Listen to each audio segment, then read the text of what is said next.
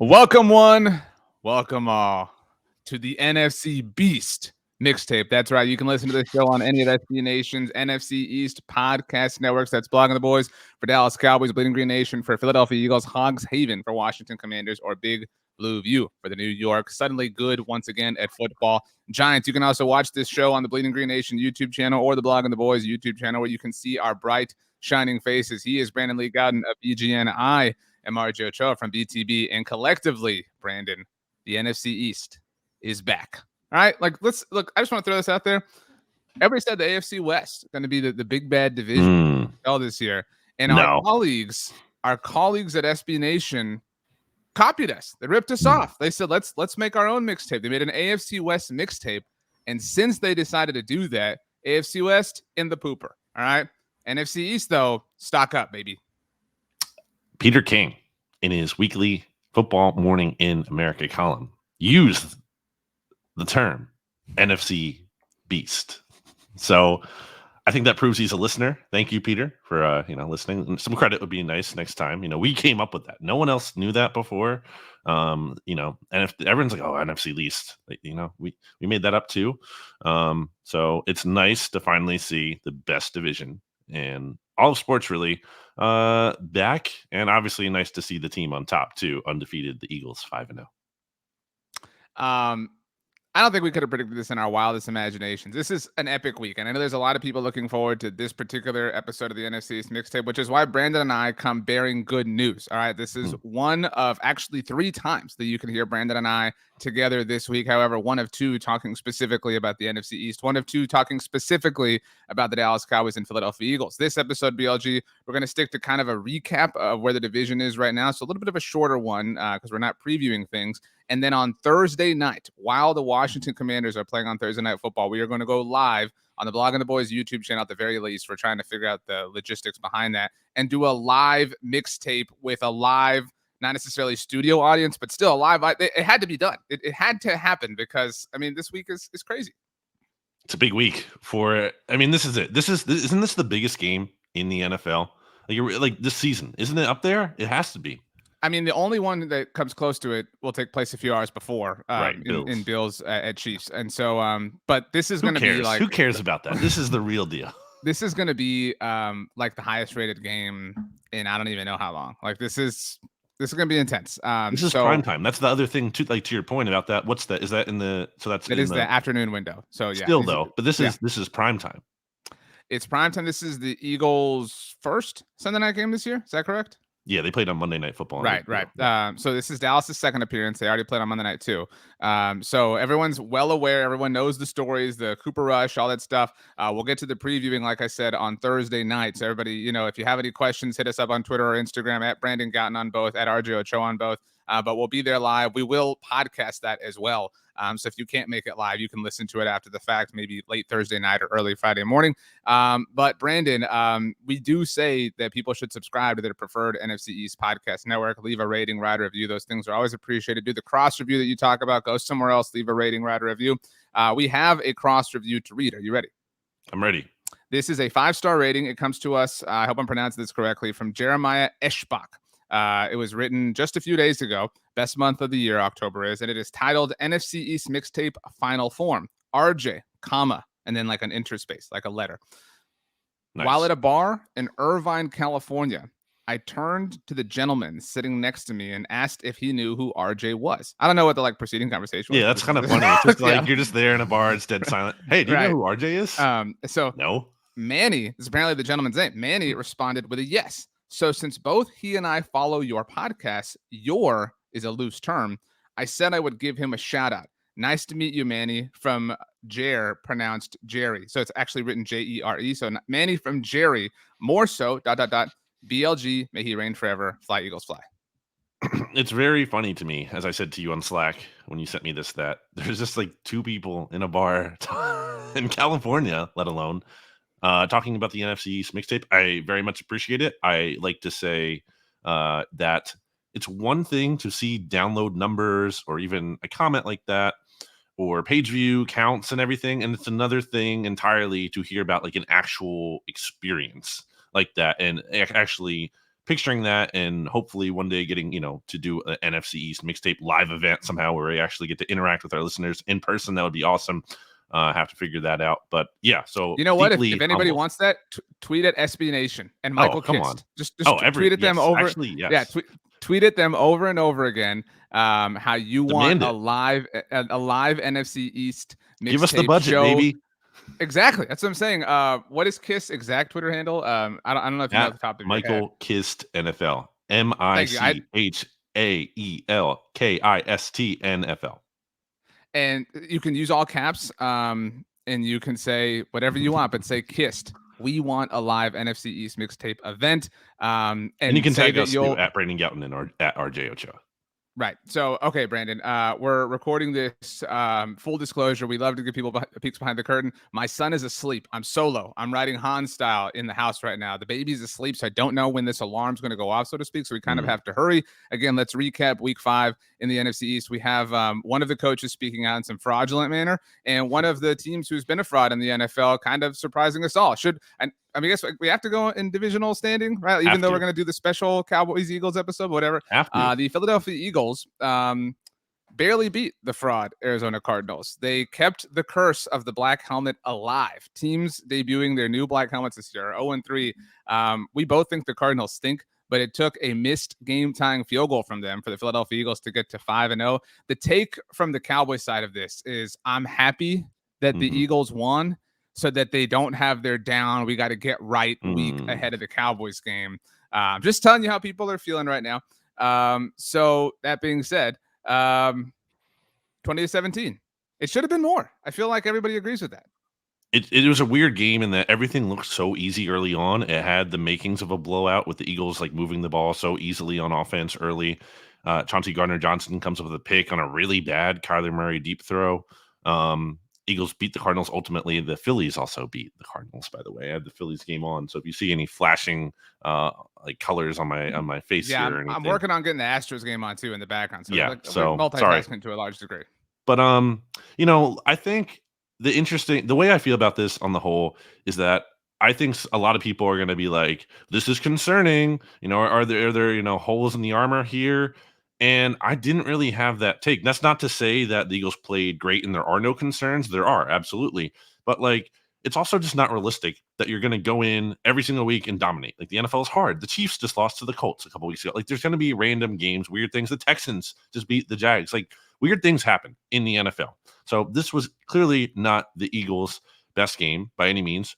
I think this is not who they are, though. I don't think this is look, I said going into the game that it was ripe for trap game conditions. It was not. I've said for a long time, Arizona is not an easy place to play, especially for the Eagles. So I did have them covering, but it was not crazy to me that they did not absolutely stomp that team because for all those reasons I just said. And I'm not deeply discouraged by that Eagles performance at all. I actually think people are going to overreact to it, and they're going to pick the Cowboys to win. So I almost like it from, you mentioned the Cowboys perspective on it. I almost like it from the Eagles perspective that everyone thinks, oh, Eagles are slipping and the Cowboys are dangerous, which to the Cowboys' credit, they are good. I'm not trying to dismiss that part of it, but I would be careful. I'd be cautious about saying stock down on the Eagles in a big way just because they narrowly beat the Cardinals. I think all of that's really well said. And we had spoken about before here on the mixtape about how Arizona is kind of a sneaky, tough place to play. And if Kyler can get going, you never know what can happen there. But ultimately, they are these frauds. I do think, and I think this is objectively true. I think this was the weakest that this team looked. This was not the same Eagles team that we saw crush teams. That I'm a bit, hey, my Vikings 4-1 now. Watch out. My two teams, the Cowboys and Vikings, are both standing with 4-1 records, probably so. But they looked unstoppable that night. And that's why it's a long season. You have to take everything into account, et cetera, et cetera. Injuries are starting to kind of just trickle up and come for the Eagles the way that they had kind of survived early on. I know there's no huge, massive thing hanging over them right now that the way that there is, say, the Cowboys. But yeah, I mean, and you have to win ugly. I think ultimately, there's a lot of credence that comes with that. Good for the Eagles that they won, but I do think it's fair to doubt is such a harsh word. So I'm not saying it's fair to doubt the Eagles and think they're losers, but I do think it's fair to wonder whether or not they're the best team in the NFL anymore. We record this on Tuesdays every week. Where did they come down in your power rankings? For me, to answer my own question, they were number 3. I had to bump Buffalo and Kansas City above them. They like right now they look more unstoppable, but it is obviously a weekly thing. Yeah, I had them too. I dropped them under the Bills, but I think it's still kind of close. But I dropped them under Buffalo just because of how they've been able to dominate teams this year. Yeah, I think again, there's definitely some concerns in this game. We always talk about. I mean, injuries are always going to be a factor, but the stacking of injuries can be really tough. And the Eagles were without Jordan Mailata. They're without Andre Dillard. So their top 2 left tackle options. They're also Landry Dickerson was like in and out of the game, got hurt early, came back late, and then had to leave again.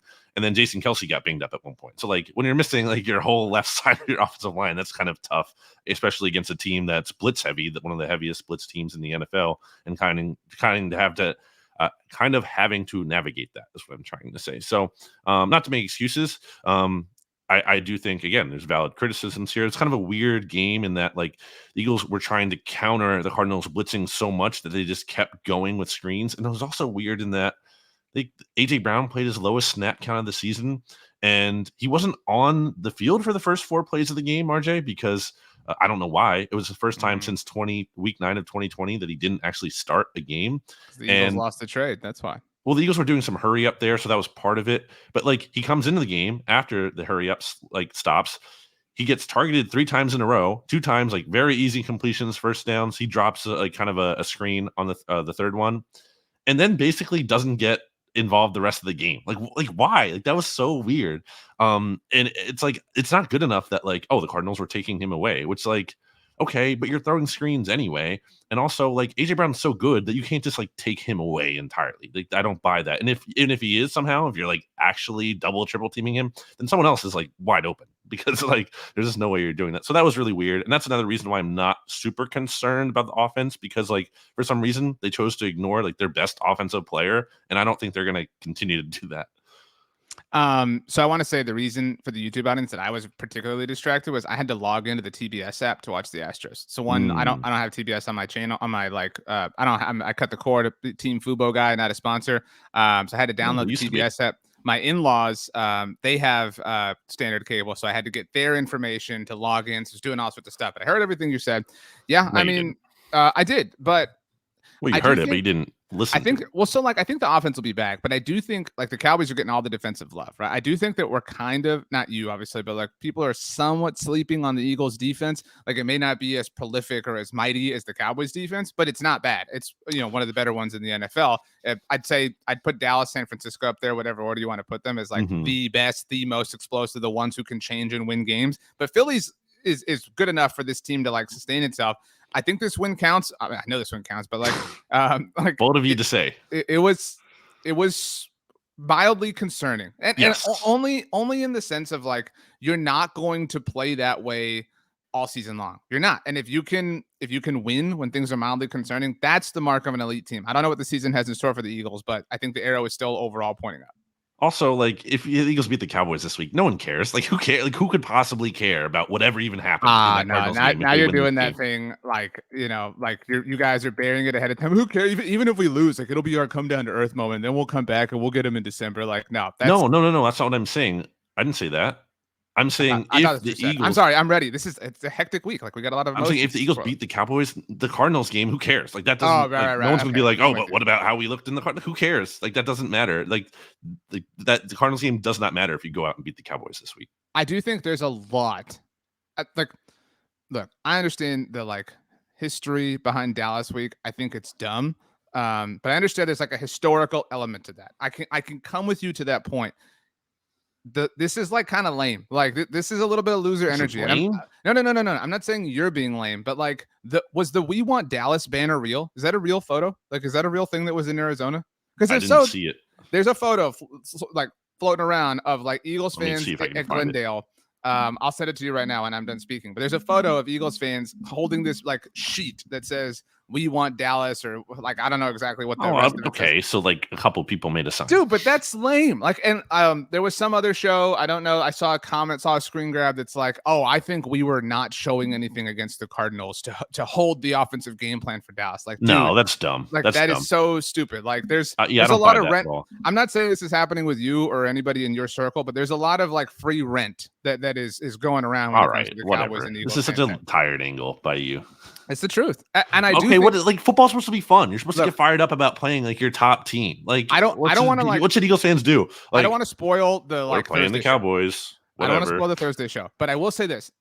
The main reason that I have always, like for my adult life, been afraid of Cowboys Eagles games is because generally the Cowboys are kind of this like front runner of a team, like this team that like you're scared to believe it's really real. And the Eagles are the team that will like find a way and grind and punch you in the face. I do kind of feel like there's like a Freaky Friday happening here. And I'm not saying the Eagles are front runners, but like I think the Cowboys have that disposition a little bit more. Like I think the Cowboys are the team playing with less to lose, especially if Cooper Rush is starting at quarterback. I mean, that's like an obvious thing. The Cowboys have all sorts of house money. The Eagles are expected to win. And that changes the calculus just a little bit, I think, at least in the Nick Sirianni and Jalen Hurts era. I do agree from a standpoint of, yes, like the Cowboys can kind of play looser, if you will. Like they have less to lose. Because if they lose the game, okay, they didn't have, let's say, we don't know. Yeah, obviously, if Dak will play or not. But, okay, we didn't even have our starting quarterback, or we were underdogs, and it was on the road. And, like, it's not like the end of the world. Whereas if the Eagles do, it's like, oh, no, we're not undefeated anymore. Maybe. Well, and if the Eagles lose to Cooper Rush, then it's like, it takes this whole thing takes off into the next like level of the stratosphere. If that is especially because the Eagles have the bye next week too, so then it's not only sitting with the Cowboys loss for 1 week and turning the page, but then having to sit with that until they play the Steelers when they come back from the bye. Wow. Are we ready to move on to the Cowboys? Sure. I think this was the most impressive win that they have had in the Mike McCarthy era. Now, to be clear, I think the Rams are pretty fraudulent. You and I have been on this take for a long time. Sean McVay, kind of a coward. My lock of the week. Cowboys winning outright was my. By the way, this past week was the first time you took the Eagles outright on our Friday SB Nation NFL show. But you go listen over there every single Friday, and they didn't cover.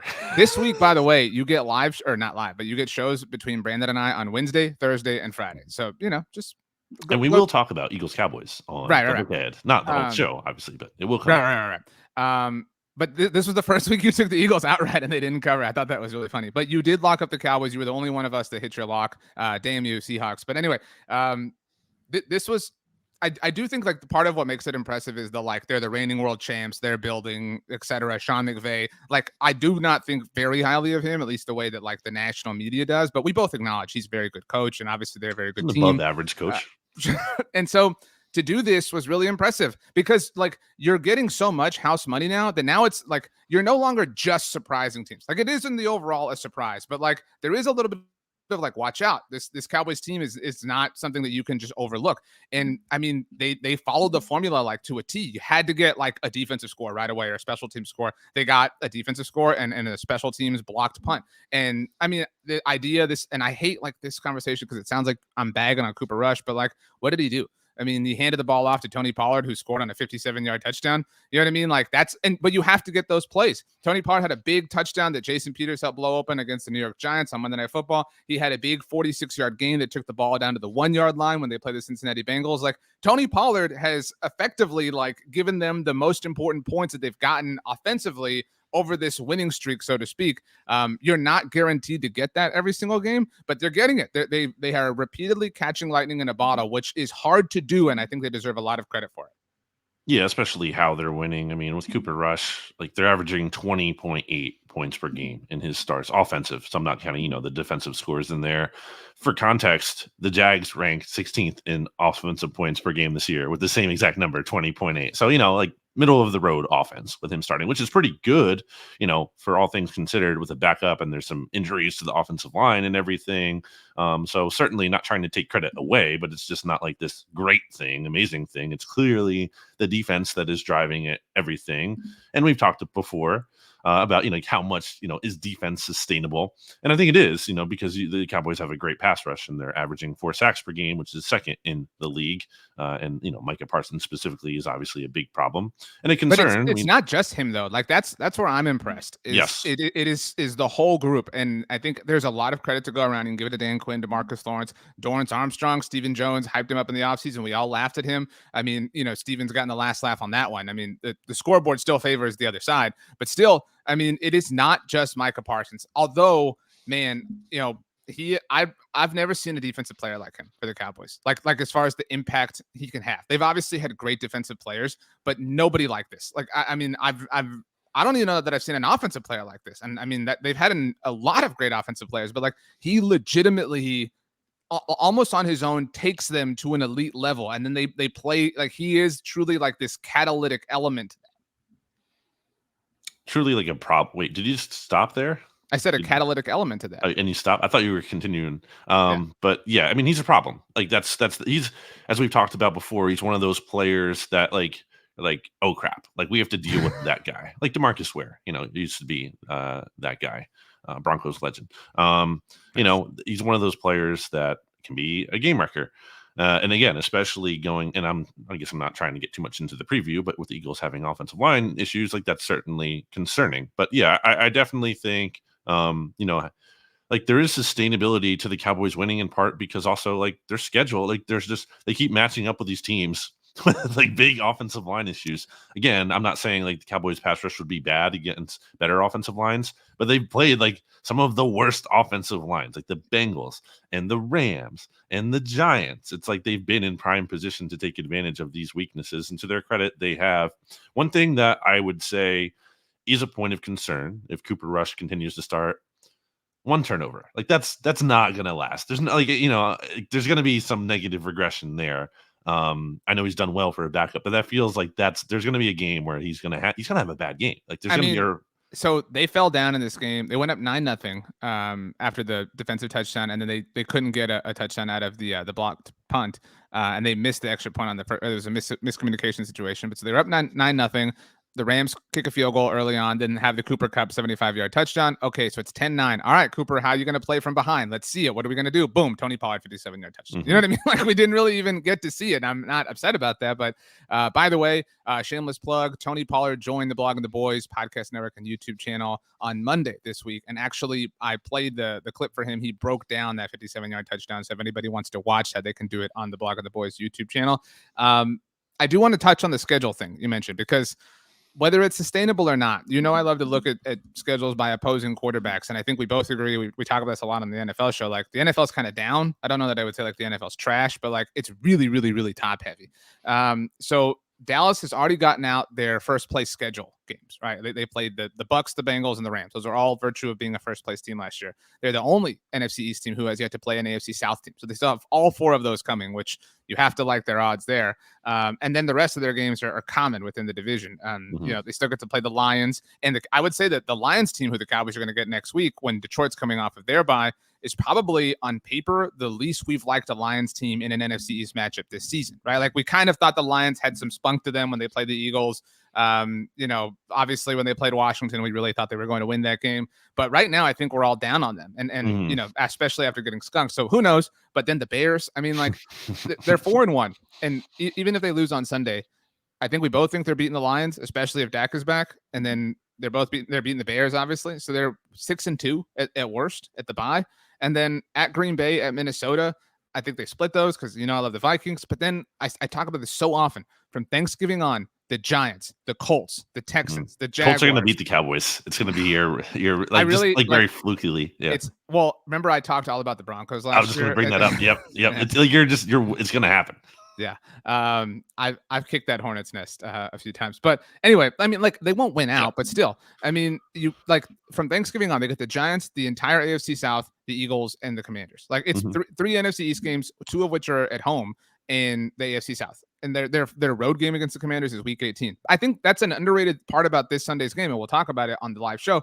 But after this Sunday, they are done with 2/3 of their NFC East road trips, and it's mid-October. Like that's a big deal, certainly. So,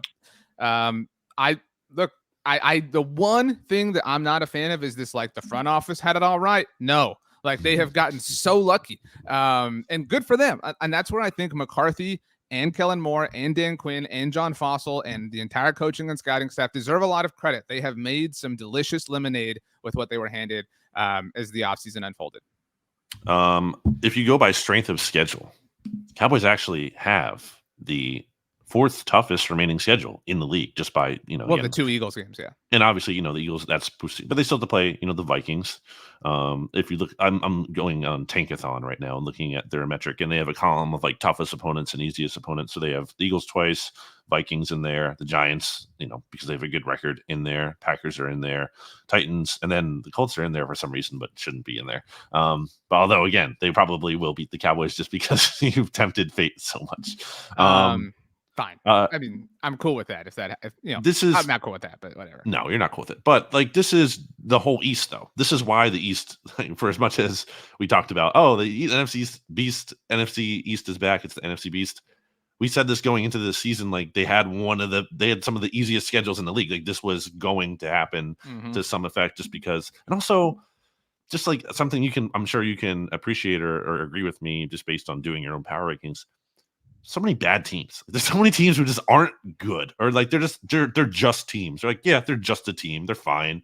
They're not maybe terrible, but they're not good. There's so few good teams. I mean, we talked about it. Was it 2 weeks ago? Or we like eliminated we like whittled down the NFC to like 6 teams that can win it. And they're kind of the same teams as last year, right? Like that's what's also weird. Like, who is the came from nowhere team this year? You know what I mean? There's always the Seahawks kind of, but I guess that, I mean, that's fair. Maybe you would qualify the Saints, but like other than that, it's pretty chalk, right? Like the Niners are still good, even though they've had the quarterback situation. The Cowboys and Eagles, the Packers are like, I don't think we're ready to bury the Packers yet. Can't bury them. And the Vikings, there was belief. I mean, those of us who knew are small in quantity, but we did know. And the Bucks, like you can't bury the Bucks either. I know, I mean, they won, but like they do look kind of bad. But whatever. The Giants might be the come from nowhere team. Well, actually, before we get to the Giants, let's take a very quick break to hear a word from our sponsors.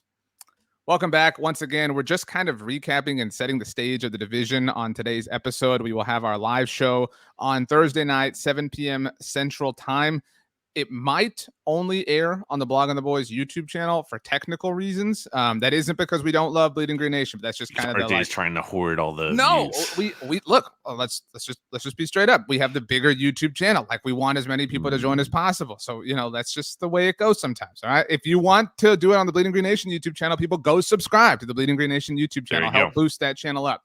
But just follow our Twitters and we'll keep you updated. But anyway, the Giants. This was like. I do again, like the Cowboys beating the Rams is cool, but it did kind of feel like I'm really happy about it. Don't get me wrong, but it's not like the Rams, you know what I mean? And similarly, it's the not like Super Bowl champs, right? But it's like in the same way, it's not like the Giants beat the Packers, you know what I mean? Like, and it was cool. It was in London. I do think this was maybe the best Giants win since Super Bowl 46. I don't know if that's like ridiculous to say, even considering it's not the Packers. 27-22. I'm fascinated to see how this organization handles Daniel Jones and Saquon Barkley, because they both look like players you can believe in right now to like various degrees, but still like they both look like players that should be on NFL rosters. Well, I think it all goes back to Dable. And when Dable was hired, you and I are both like, man, don't love that for us, because I think that's a good hire by the Giants. And I think it goes back to what we've said many times before, the Giants ownership looking in the mirror, John Mara being like, I'm embarrassed. I was embarrassed. Like I messed up. We did wrong. And it really hurt. And so we had to make changes. And they're in a much better spot now. The Giants are not actually good. They're not great. If you look at DVOA, they're 19th. If you look at point differential, they are 11th, which is good, but they're not like a juggernaut. They're not one of the very, very best teams in the NFL at 4-1. But at the same time, I'm not trying to say they're not like total fluky. Like they've earned this 4-1 record. Have they had good luck in there too? Absolutely. They are a respectable team, is what I would say, which is a huge upgrade from what they've been in a long time. So that's good. As RJ goes off screen and probably going to handle something with his son or Bear, who knows? But the Giants, you have to take more seriously. We get a lot of comments from Giants fans who like to be like, oh, you guys don't even talk about this team or give this team enough credit. Trying to give you credit. I think I'm just saying, like, you are what you are. You're not a juggernaut, but you are a respectable team. You're a team that the Eagles has to play twice still, and I think those are going to be tough competitive games that the Cowboys still have to play again in New York or North Jersey that time around, and that could be a game that the Giants have a chance at winning. And then I wouldn't be surprised if they swept Washington. Might split, but they're definitely, they're not a factor for winning the East. I don't really believe that. And if you want to throw that in my face and that happens, congrats, Giants fans. Maybe RJ was right when he actually predicted they'd win the East. But they are a legitimate wild card threat, especially in a weak NFC. I will say there's a lot happening at this house, obviously, which is why Bear is barking now. And while Bear was barking, so I'm a big Houston Astros fan, as evidenced by my shirt right now. The Astros game cut to an episode of Friends as I was dealing with Bear and also trying to listen to what you were saying. So like I have it was just a chaotic 90 seconds of my life. I believed in the Giants, not to this degree, obviously, and I obviously didn't think they would win like this. Like this is not real. You know what I mean? Like it's kind of fluky. And I think they'll be humbled a little bit this week against the Ravens, but it's like, this is kind of like a, for the rest of this is a really big test for the contenders in the NFC East. I guess we have to consider the Giants as one of them. It's because it's like Cowboys beat the Eagles, whoa. Okay. Like now, what's going, especially if Dak, the story is going to be wild no matter what, but the Cowboys beat the Eagles, that opens a lot of doors, especially if the Giants also beat the Ravens, because then it's like, well, the Giants are also 5-1 and the Giants beat the Ravens. They that would be that's a real beat the Ravens. It's not like a hollow beat the Packers, beat the Rams like we're talking about here. I don't know what this team looks like in the future, but I do think that, back to my point, I think that Saquon has to be a part of this team. I don't know that you can give him a big time contract, but you need him on this team. He's a very, very good player. Yeah. And again, I don't love the idea of paying running backs, but if there is an exception, might be Saquon. I still don't feel amazing about it in terms of there's just a lot of downside there, but he is, obviously so good that it might actually be worth it. And he's also vital to their success. Back when the Cowboys paid Zeke, I thought it was both a good thing. It made sense for the Cowboys in that he's such a big part of their offense. They had to do it from that perspective. At the same time, it was obviously a bad move in terms of this is not the best allocation of resources, and your team is going to suffer in other areas because you're not optimizing things. I do think that I think you're right though. I think he has to be part of their future because it's going to be hard for them to let him walk.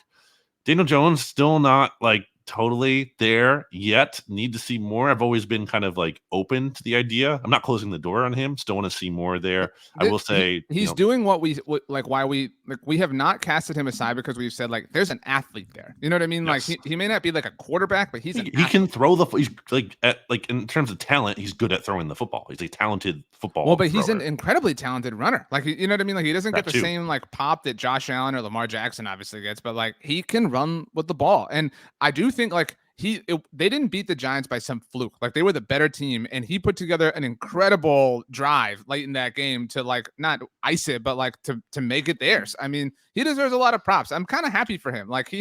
That dude has lived in the meme. You know what I mean? He was born into this meme, and this has got to be the most fun he's ever had playing in the NFL. Last thing I'll say on Daniel Jones is that I like to talk about Carson Wentz fumbling and how that's never gone away so far, and maybe there's regression coming for him in a bad way. He's only fumbled the ball once this year. That's maybe he has gotten better when it comes to his ball security. Coaching. Maybe, offensive line. Yeah, maybe the coaching has made a difference for him because it's one time and it was in week 1 too. And he also hasn't thrown a pick in the last 2 weeks. He's not turning over the ball like he did many times in Giants losses in previous years. So is that real? I don't know. That's why I'm saying I need to see more of that to fully buy into it. But maybe he has turned a corner in that regard. Let's finish up with Carson Wentz, obviously. 21-17. He had a back-breaking interception and almost another one. Didn't you know that was going to happen? Did you watch that game? Yes, but you knew what's going to happen in that spot. I want to be very clear here. I have never been team Wentz. All right, because I get painted into this corner. I am team the Colts are frauds, which was really highlighted on Thursday night. I was taking lots of victory laps myself. And now I'm team Ron Rivera stinks. I mean, the game is what it was. 21-17, the final score. Washington falls to 1-4. Everybody's seen the memes, the like little dragon. I'm sure you've seen that has like the 3 intimidating faces and then the one like sticking its tongue out. That is very clearly the Washington Commanders in this situation. Do you know what that dragon is called? No, I don't. It's King Ghidorah. Come on, it's like Godzilla's enemy. Would have never known that. Not a Godzilla guy. So this week, it sounds like you have DVOA numbers in front of you. My life is chaotic, so I don't right this moment. But on Monday, Ron Rivera was asked why the other 3 teams in the NFC East are better than the Washington Commanders or not. Because again, there's all the like NFC Beast, fun, whatever. And Rivera said quarterback. And he did elaborate, and everybody has seen this by now. He talked about how every other team in the division has had time with their quarterbacks to get them in their system, to get them in their scheme. Never mind the fact that Dallas is 4-0 with Cooper Rush this season. Never mind the fact that while, a lot of his teammates are the same, Daniel Jones is in the first year of this new system with Brian Daboll. Ron Rivera went on the radio on Tuesday morning to address these comments. That's kind of like if you work for the Commanders, like you always have to have like a follow-up like appearance on some sort of like radio or television station to explain yourself. He went on the Don Geronimo show and noted that he addressed the team and spoke to Carson on Tuesday morning about his comments. He clarified that what he meant was the familiarity that each quarterback has with their team. He said, I didn't have to. I was fortunate enough that our media relations director contacted him and let him know, yeah, that dude earns his paycheck. And I actually talked to Carson this morning. In fact, I talked to the whole team. I had a mea culpa moment and that I should know better. I created a little bit of a distraction, and that's one thing that I try not to do. And it's one thing that I'm very aware of. Again, it's one of those things that when you misstep, people can't wait to dive onto it and jump onto it and hold onto it without an opportunity to explain yourself. So, hey, that's on me. I should know better. This is super lame, but I'll let you go first.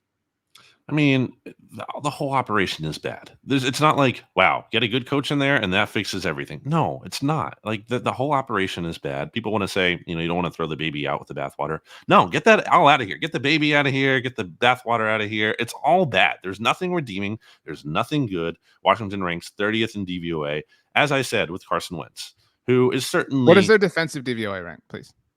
Their defensive DVOA ranking, I believe, is like 19th. Yeah, their offense is 30th. So I mean, Carson sucks, but like, let's not act like he's got the 85 Bears working for him either. Yeah, sure, but like, but good things aren't going to happen with Carson Wentz anymore. That's just not. It's not. There's bad vibes there. I knew the Commanders were not going to score at the end of the game. I was like, they're going to blow it. Carson's going to do something dumb here. Sure enough, he did. Like it's going to happen. They're not a good team. They don't have. They're dead last in the NFC standings. Like they're 16th out of 16 teams. If you go look at the actual like tiebreakers and everything, in the standings, they're looking up at like. I mean, to the hope is that the NFC is so bad that's not like okay, they still have a chance by virtue of that, but because of all the other good teams in the NFC East, still they have the toughest remaining schedule in the league. They still have to play the Eagles in Philly. They have to play the Cowboys. That game is in Washington. Yeah. Okay, it's a home, but still a tough Cowboys team. They have to play the Vikings. They have to play the Giants twice. They're not going to win both of those games. Maybe they split. They have to play the Packers, and they still have to play the 49ers. Like they're just what is left for them? Like the hope for them, if you're a Commanders fan, I feel like would be that Wentz continues to stink. You bench him, so you don't give up the second round pick. You give up the third round pick instead. And you just, I guess, try to blow it up again this year. And you hope that, because even that is not enough, you hope that Snyder has to be forced to sell or whatever. There's nothing redeeming. Like Jahan Dotson looks good, and Terry McLaurin's obviously fun. The Brian Robinson story was awesome. Good for him. We're obviously very excited to see him healthy and playing. Even Antonio Gibson has had some pop. We'll see what happens with Chase Young, moving forward. But like, that's a big deal. But none of it is enough to get you to be like, okay, like it can turn around, like it can't. And it's not all Carson. Like I do think it's fascinating, by the way, how Carson is this like person who like will seemingly get like the people in leadership around him to like trash him. Like that is like a fascinating common denominator. Can't just be a coincidence when many people. I agree. Like, and to be clear, I'm not exonerating Wentz by any stretch, but like what is the one thing that people say about Ron Rivera? And we were slacking about this. Like he's a leader of men. This is not a leader of men thing. Like to come out and to blame anybody is really big loser energy from Ron Rivera. I mean, dude, what has Ron Rivera done? Like, what is the signature moment of his time in Washington? We just talked about at the beginning. You can look at. I know you don't want to give Mike McCarthy a lot of credit, but I don't know how anybody can look at this and not be like, okay, he's like, he's a part of something great, or something really good, something impressive, right? Like you have to give Mike McCarthy something. What is there to give Ron Rivera? Like, oh, congrats, you like Alex Smith on one, like in his like crazy, return on his 1 year with Washington, managed to help you win the division at 7-9. Like, no, that's nothing. That's nothing substantial. Like, this is a joke. Where is Washington right now if they hire Mike McCarthy instead of Ron Rivera? Same place, same exact place, probably, or similar. But I don't like. I mean, not to exonerate Rivera, but I'm saying that it all stinks. So stupid. Like that isn't real. That isn't like anything. What do you mean? What do you mean? I'm saying like that's not like there's no one is going there and fixing everything. Mike McCarthy has had every reason to like trash somebody over the last year. Is that fair to say? His owner, his president, his general manager has dogged him publicly. Everybody around him has assumed he has had nothing to do with any sort of success. His front office completely stripped away his team, right? And in terms of all the good players, we all sat here and said this is super dumb. Why are they doing this? Blah blah blah. His quarterback went down. Like, McCarthy could have pointed fingers, and he never did, at least publicly. I have no idea what Mike McCarthy's doing in the privacy of his own life. But Ron Rivera to come out and point a finger at anybody, like when are we gonna hold this dude accountable for something? Like it's just like sure. But I'm saying it's not enough, even if you do. I agree that it's impossible to thrive in that organization. I agree, but like that can't give Ron Rivera some sort of pass. Like that doesn't mean he's like not a bad coach. He's arguably, now that Matt Rule's been fired, I'd say the worst head coach in the NFL is Nathaniel Hackett. I'd say the second worst head coach in the NFL is Frank Reich, but right behind them or in front of them or whatever is Ron Rivera. What is the ethos of this podcast? More than one thing can be true. Yeah, I'm not saying no one is defending Ron Rivera. I'm just saying that, like, okay, get rid of him. Yes, do it. But also, you didn't fix anything. Nothing is fixed now that just because he is gone. You're not going to hire. First of all, you're not going to be able to hire probably a good candidate. And if you do somehow, it's going to go to sideways anyway. It's not going to go in a good direction. And if it does succeed somehow, it won't last other than maybe like one brief run. And even if it like, there's always going to be a ceiling on that team, and you're rooting against like all odds. You're fighting an uphill battle. Is what I'm trying to say. So I really much. If you're a Commanders fan, and we've talked about this before, and you like are done, like this is the one out I'll ever give like a fan to bail. You know what I mean? Like it's just there's nothing. Yeah, like there's but like you're just going in circles and circles and circles and circles. Like there's no end to this ride, none in sight whatsoever. Even like the best case scenario, finger air quotes there, is like, okay, Wentz stops turning the ball over as much. They get a bit healthier up front. Brian Robinson gets healthier, and he turns out to be like, awesome. He ends up being, I don't know, like Jonathan Taylor or whatever. And Chase Young comes back. He's like a TJ Watt impact. This is all like best case scenario. Even if all that is happening and the Commanders like turn it around to some extent, they're maxing out as a wild card team. Because like the Cowboys and Eagles are clearly and they're not going anywhere. Like to that point, like you know what I'm saying? Like this isn't like you're the Lions and it's like we just got to survive till Aaron Rodgers retires, or or you're like the Saints right now, whatever. Like no, like this is like your future is stuck for a while. Like you just got to accept it. You got to camp out here. I mean, that being said, let's pick their games because we're not going to talk Commanders or Giants on the live show. Okay. Commanders, Bears, Thursday night. This is going to be like, I don't know who I saw say this, but like Thursday night football turns into like, let's just trash these quarterbacks. Like that's like a national level. Wentz and Fields are in for a tough time on Thursday night. I think I'll take the Commanders, but I'll take the Commanders. I can't bet on Justin Fields. You know that. I just don't do it. I just don't feel good about doing that. For as bad as Carson Wentz has been and had his issues, Justin Fields is just not it extremely. Mm-hmm. That's fair. Okay. Giants, Ravens, right? Like, I mean, yeah. Although, and that's not like a disrespectful thing. Like, honestly, it's just they're the Ravens. I'm a big fan of the Ravens. I wonder what the line is for that game. Looking it up right now, but it's the Giants are +5. They're at home. I don't know. The points might be a little tempting. We'll see. I'll make my pick in the look ahead this week. I won't make it now in that regard, but I will take the Giants. I think the Wink Martindale connection is kind of interesting there. maybe, if there's someone who can put a nice little gameplay in there against Lamar and the Ravens offense, maybe it's him having the experience of that. But I think ultimately Lamar will prove to be too much. And it could be a game too that looks like, oh yeah, like this is why the Giants are good and they're improving. Like they're decent, they're respectable, but they're not hanging with the big boys just yet. Okay. Live show at the very least on the Blogging the Boys YouTube channel on Thank You Bear. So I can get this chaotic hour of my life over with. Thursday night, it'll be much more quiet then, much more chill, much more legitimate. We'll take your comments, your questions, whatever you want. We'll have a good time. Right, Brandon? Right? Yep. What is his actual name? Grogu. No, Baby Yoda's better. Okay. Anything else you want to say before we take off? Blink-182 is back. Tom DeLonge returned to the band. Excited to see them on tour next summer. Okay, when the Cowboys are reigning Super Bowl champions. Interesting. All right, Brandon, give us 3 random animals, and then we'll go. 3 random animals. That has to be a platypus. Has to be. That's super like unoriginal. That's like, let me come up with a random animal. Platypus. Okay, that's one. Sea urchin. Okay. Okay. And I'm gonna go a gazelle. Well done.